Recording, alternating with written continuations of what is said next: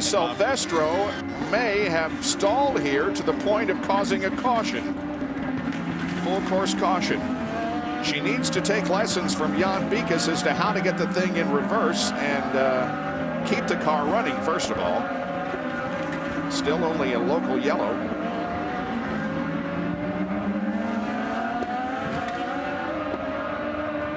Less than 5 laps to go in this one. And the interval is opened up between first and second. Here's the replay. Dan Weldon's car, full course caution. On the brakes in, rotated around. Well, with this being full course yellow now, that helps Franchitti. It helps Franchitti, but it also brings Dixon right on the back of Helio, and he's got no issues. We were kind of saying, hey, Dixon was going to have to really conserve it, but that all goes away. And the other guy who we know is really the fastest guy around here is Will Power, sitting back there in that 4th spot. And what would the mindset be of Marco Andretti, who has led the most number of laps and is 5th and isn't going to be too far behind either? Let me take you all back to the start at St. Petersburg. Remember Marco Andretti carving himself like a hot knife through butter on the drop of the green flag? He has 8 overtakes left. He now has the fuel that he needs. Everybody else in front of him now can breathe a sigh of relief. But this kid right now is sitting there saying, let's go back to green, and I'm going to get me some spots. Yep. This is going to be a great finish. Helio Castroneves last won at Texas last year, 14 races ago. You know, and a good call for Marco to come in and realize early on, they said, hey, we got to come in for fuel. I mean, if they would have waited and this yellow came out and they did it under this yellow, then they would have probably just cycled to the back anyhow. So really how they did play that out, Kyle saying, you know what, we don't have enough fuel. Kyle Moya, that is, come in now, let's get you back out. Just a quick fuel splash and go, and off you go. There are going to be some lap cars that are between Andretti and the front of the field besides the 4 ahead of him in the scoring.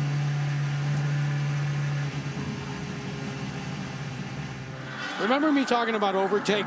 Originally the idea was to give you the added horsepower to be able to go faster and pass a car.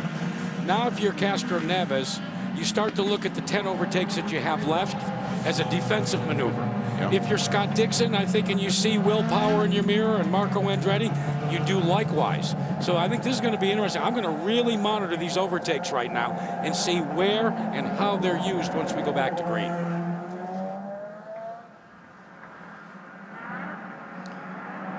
I'm really amazed at what a great tool that, again, as we said earlier, that overtake button only being the small horsepower percentage it is, but it just gives you just that little bit you need that we've seen.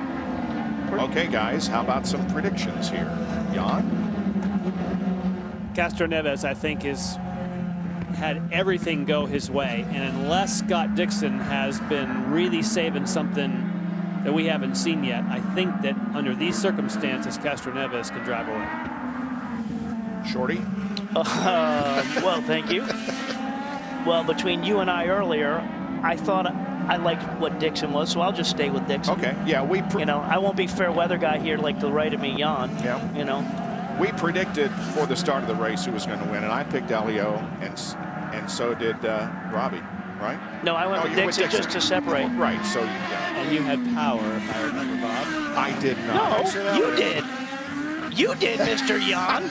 Oh, how did I forget that? Yeah, right. Oh, dear. Medics, yeah. Come on in. We're going to have a talk with him. He said that with such a straight face, too. It really concerned me.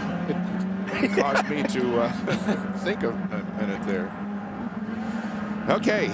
Well, the pace car's pulling off. Hey, we're getting ready to go back to racing. Jack, watch those overtake hits. You got it. Just 2 laps to go when they hit the line.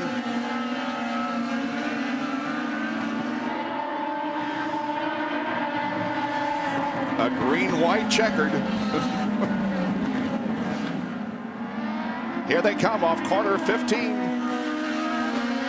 And the Apex Brazil restart green flag comes out. Let's see who wins at Barber. Both Helio and Dixon are on the button, guys.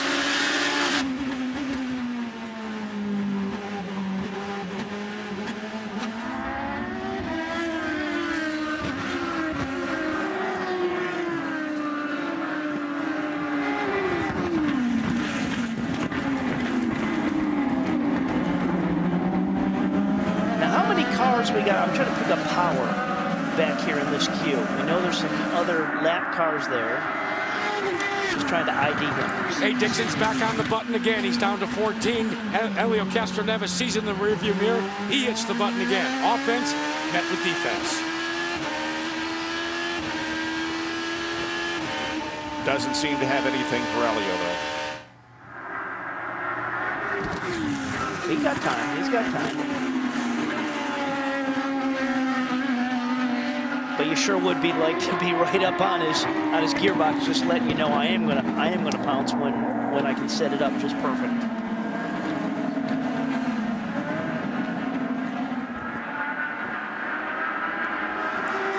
White flag is coming out.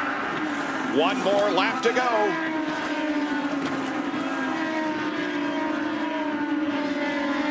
There's Dario back in third position, and Will Power right behind him. Yeah, that's the podium spot right there. This is, I think, the battle, and he can do it. It's going to play out. Yep. Okay, this is where we've seen all the passes. He should stay to the left. He's on the overtake. They both are on the overtake. Oh, looking to the inside in 5. That might have been his last chance. I don't. But with the traffic in front of him, it may just. You know, Franchitti just may have to dump the throttle once, and then he can get in there.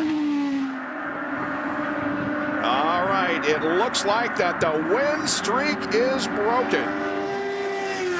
He has just a few more feet to go through turns 11 and 12. Will Power's streak at 2 wins in a row is over.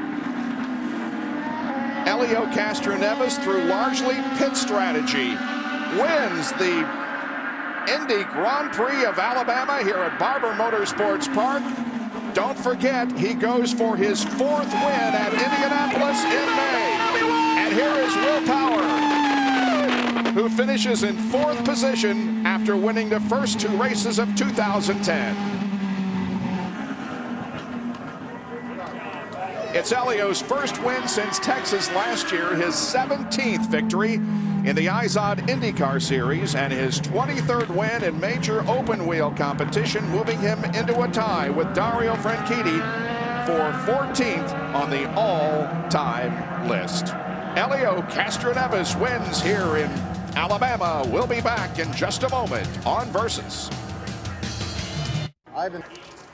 The IndyCar Grand Prix of Alabama, presented by Legacy Credit Union, is history. And the Spider-Man wins.